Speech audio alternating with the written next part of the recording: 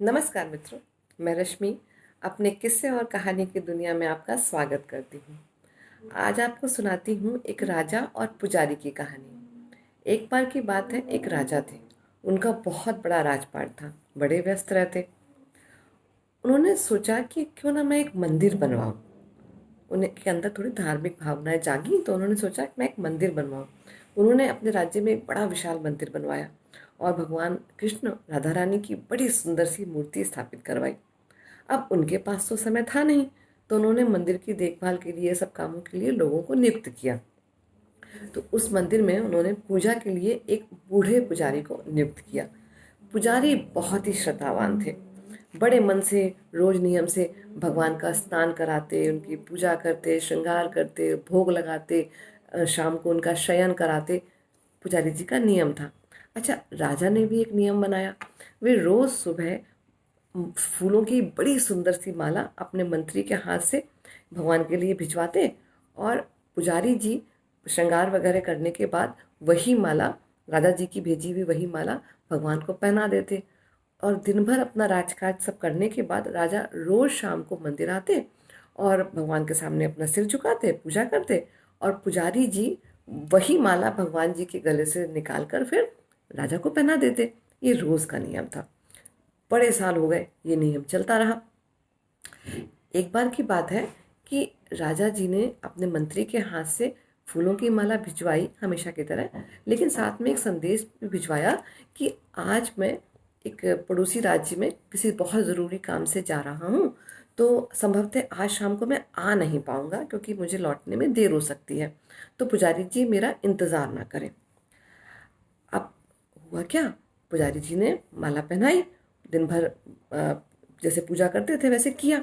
जब शाम हुई तो संध्या आरती के बाद फिर पुजारी जी ने भगवान की वो माला जब गले से उतारी उनके शयन से पहले, तो सोचा अब ये माला मैं किससे पहनाऊं, क्योंकि राजा जी तो आज आएंगे नहीं। उन्होंने कहा था मैं मुझे आज विलम्ब हो जाएगा। तो उन्होंने सोचा कि मैं रोज माला माला ये राजा जी को पहनाता हूँ, तो क्यों ना आज मैं पहन लूँ इसे, आज मुझे भगवान का आशीर्वाद मिल जाएगा। तो उन्होंने कन्हैया जी के गले से वह माला उतार के अपने गले में डाल ली। अब बस ये किया ही था कि एकदम से राजा के सैनिक आए और संदेश दिया कि राजा जी की सवारी आ रही है, वो वहां से फ्री हो गए हैं। तो उन्होंने सोचा लौटते वक्त क्यों ना मंदिर से होते हुए निकलूं, तो वो आ रहे हैं। अब जैसे पुजारी जी ने ये बात सुनी तो वो एकदम सन्न रह गए, परेशान कि अब मैं क्या करूं, मैंने तो माला पहन ली और राजा जी आ रहे हैं। तो उनको सूझा नहीं, उन्होंने जल्दी से अपनी माला उतार कर दोबारा कृष्ण जी को पहना दी और उनसे क्षमा मांग ली, प्रभु माफ करो। दोबारा वो माला पहना दी। अब इतने में राजा जी आ गए, तो हमेशा की तरह राजा जी ने अपना सिर झुकाया, प्रार्थना की और उसके बाद पुजारी जी ने बड़े श्रद्धा से वह माला उतारी भगवान कृष्ण के गले से और राजा जी को पहना दी। जब उन्होंने पहना दी तो राजा जी का एकदम से ध्यान गया अपनी माला की तरफ, उसमें एक सफेद बाल था। राजा जी समझ गए कि ये पुजारी जी मेरे साथ धोखा कर रहे हैं, ये रोज माला पहले खुद पहनते हैं फिर मुझे पहनाते हैं। हालांकि पुजारी जी ने उस दिन पहली बार ऐसा किया था, लेकिन राजा को तो शक हो गया। अब राजा ने एकदम गुस्सा होकर बोला कि पुजारी जी, आप ये राजा माला पहले खुद पहनते हैं फिर मुझे पहनाते हैं। पुजारी जी ने एकदम हाथ जोड़ लिए, एकदम बोले नहीं नहीं राजन, ऐसा नहीं करता हूँ मैं आप ही को पहनाता हूँ ये माला। बोले नहीं, ये माला पहले आप पहनते हैं। कि नहीं राजा जी, आप ही को पहनाता हूँ। अब वो बोले ऐसा तो मानेगा नहीं है। तो राजा जी ने क्या किया, उसमें से सफ़ेद बाल निकाल कर दिखाया कि ये बाल आपका नहीं है, देखिए। अब पुजारी जी एकदम घबरा गए, बाल तो उन्हीं का था। अब क्या करते, समझ गए अब तो मौत निश्चित है। तो उन्होंने डर के मारे एकदम से बोल दिया, अब वो तो भगवान भरोसे थे ना, तो उन्होंने एकदम से बोल दिया कि अरे राजा जी, मंदिर बने काफ़ी समय हो गया है, ये इसलिए ना ये अब मंदिर पुराना हो चुका है, ये भगवान के बाल हैं, ये कन्हैया जी के बाल सफ़ेद हो गए हैं। अब राजा कहें कि देखो पुजारी जी कितना झूठ बोलते हैं, कभी भगवान के भी बाल सफ़ेद होते हैं, कभी मूर्तियों के बाल सफ़ेद होते हैं क्या, कैसी बातें कर रहे हैं।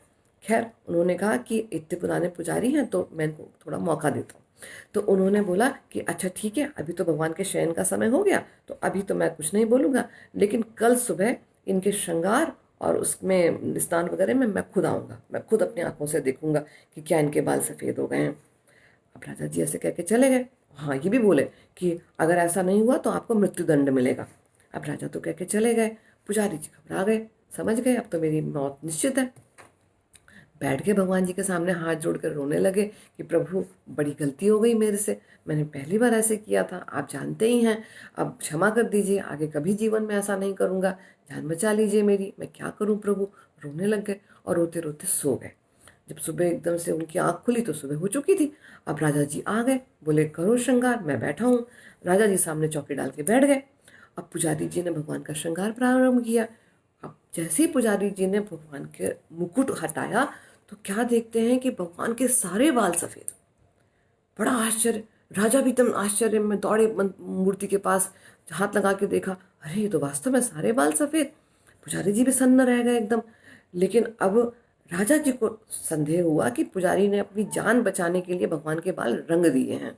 तो उन्होंने बोला पुजारी को कि पुजारी जी, भगवान का एक बाल तोड़कर मुझे दिखाइए।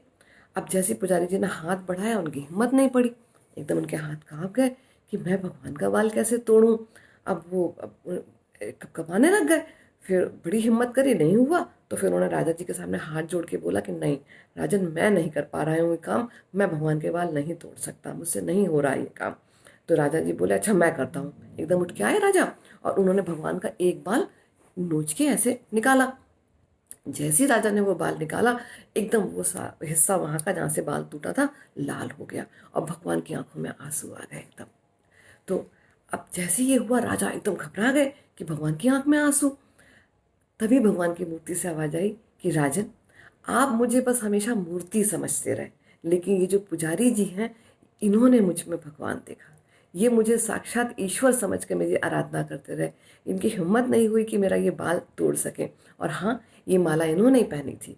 ये इनका प्रेम है, श्रद्धा है कि इन्होंने माला पहनी। अब तुम इन्हें क्षमा कर दो। तुम मुझे मूर्तिवत मुझे पूजा करते रहे हो, लेकिन ये मुझे साक्षात पूजा करते थे, अब तो मैंने क्षमा कर दो। ऐसा बोले भगवान। राजा जी एकदम हाथ जोड़ के खड़े हो गए, बोले सच में आपकी भक्ति ऊपर है, मैंने तो सिर्फ ये मंदिर बनवाया है, लेकिन साक्षात ईश्वर तो आपने स्थापित किए हैं। और फिर इसके बाद वो राजा जी वहाँ से चले गए। अब मित्रों, इस कहानी को सुनाने का बस मेरा यही मकसद था कि हम जानें कि हम ईश्वर की भक्ति कर कैसे रहें।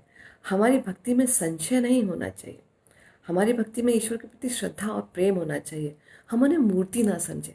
अगर हम उनकी पूजा कर रहे हैं तो बड़े भाव से, बड़े प्रेम से, बिना किसी संशय के करें, तभी हमारी भक्ति सार्थक है। राधे राधे।